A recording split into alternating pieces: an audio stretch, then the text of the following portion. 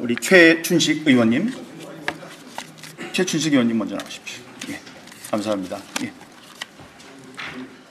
큰 박수로 맞아주시기 바랍니다. 고맙습니다.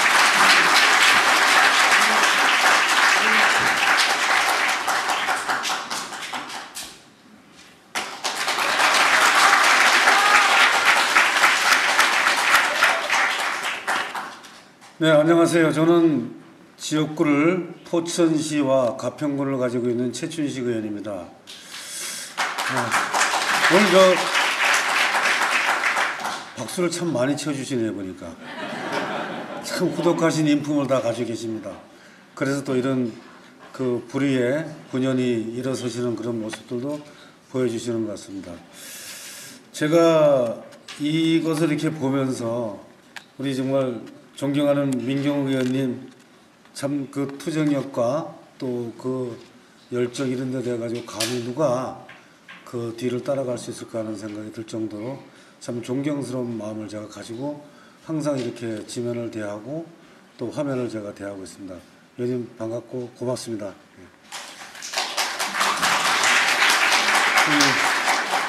그리고 오늘 주최를 해주신 최승재 의원님은 참 제가 동료 의원으로서 굉장히 그 어떤 사안이든 깊게 그 접근하시는 거 보면은 참 감명 깊게 제가 옆에서 지켜보고 있고 함께 하기도 합니다.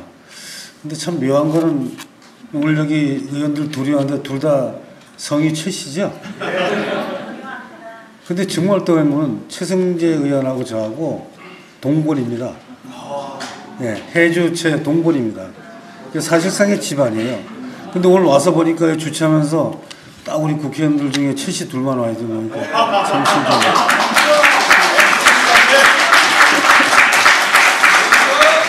네.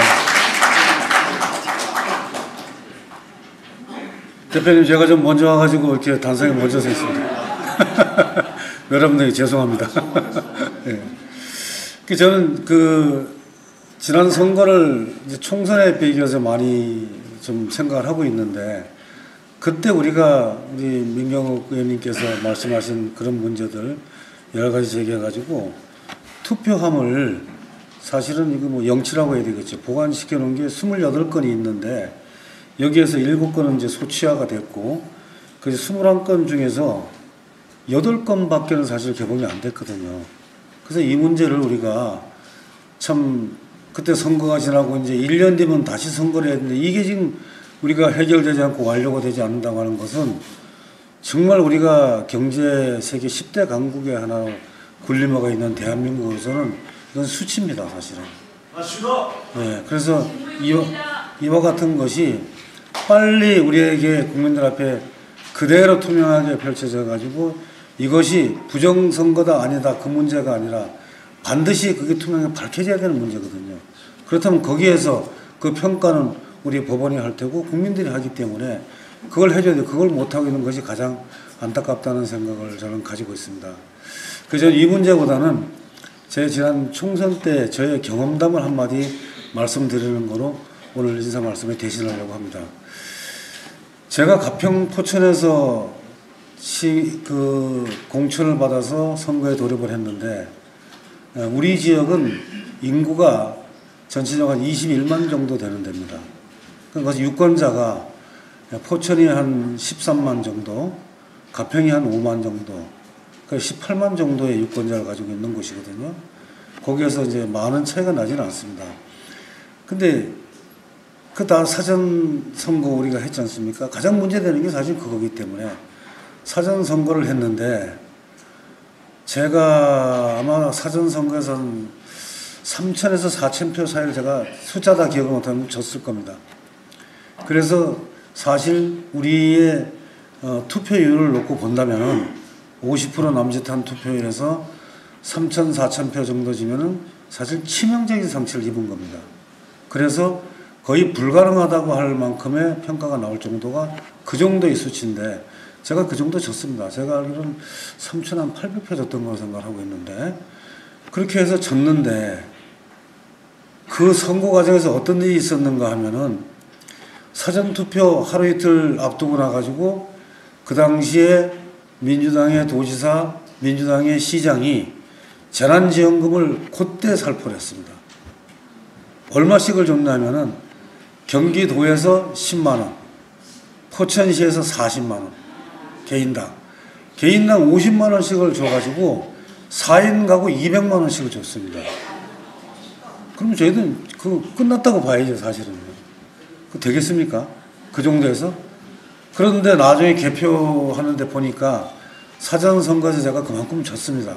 근데 그때 사전선거에 임한 분들은 우리가 소위 말하는 부재자, 군에 가 있는 사람, 공무원 출신들 나가 있는 사람, 이런 사람들만 한 게 아니라 지역에 계시는 우리의 텃밭이라고 하는 그 70대 이상의 어르신들이 투표 많이 하셨거든요. 그런데도 불구하고 제가 그만큼을 졌습니다. 그러면 이거는 힘든 선거였어요, 사실은. 그런데 본선거 개표가 딱 들어가면서 저희는 사전선거부터 먼저 개표를 해가지고 제가 그만큼 지고 있는 걸 알았었거든요. 근데 그 뒤에 지역의 본선거 투표함이 계속 개봉이 되면서 그걸 따라가는데 계속 따라가는 겁니다. 투표구마다 뭐 몇십 표에서부터 몇백 표까지 따라가는데 결과가 딱 나오는 상태에서 제가 몇 표를 이겼냐면은 3,900여 표 정도를 이겼어요. 그러면 그 전에 그렇게 졌던 상황에서 제가 따라갈 수 있는 여력이 어디에서 나왔느냐 하는 게 이제 의문입니다. 저한테 유리할 게 단 한 가지도 없었거든요. 사전투표에서 졌죠. 그 다음에 그거 투표 전에 그렇게 많은 금전적인 살포가 있었죠.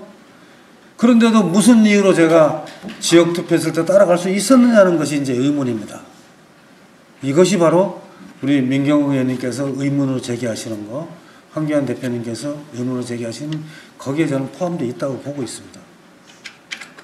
그래서 어떤 경우든 우리는 이제 우리나라 경제적 살림살이 또는 국가의 지위, 위상 이런 걸 다 포함해서 놓고 보더라도 이제는 이 부정선거라는 말이 사실 저희 나라에서 나와서는 안 된다고 저는 보고 있습니다. 이제는 이것을 탈피하고 정말 우리는 국가의 선거관리위원회를 믿고 우리 국민 정서를 믿고 우리 정치권을 믿어가면서 이제는 우리 앞에 부정선거라는 것은 없다. 이렇게 우리가 공표될 수 있는 그날이 빨리 와야만 진정한 투명한 우리 대한민국, 투명한 국가, 진정한 선진국가로 나갈 수 있는 그런 기초와 단초가 된다고 보고 있습니다. 그런 의미에서 오늘 이 의미 있는 영화의 시사회를 이렇게 마련해 주신 이렇게 감사드리고요. 제작진 여러분들 특히 김덕현 감독님 고맙습니다. 많은 부분에서 노력해 주심이 아마 대한민국의 정치 발전과 우리 국민 정서의 선진화를 위해 가지고 큰 춤추가 될 것으로 생각하고 오늘 제가 참 없는 지식을 가져와서 이런 말씀을 드렸지만 제 경험담으로 그것을 대신하고자 합니다. 여러분 오늘 귀한 자리에 이렇게 불러주셔서 감사합니다. 그리고 저도 이것을 위해서 앞장서고 또 노력을 하겠습니다. 고맙습니다.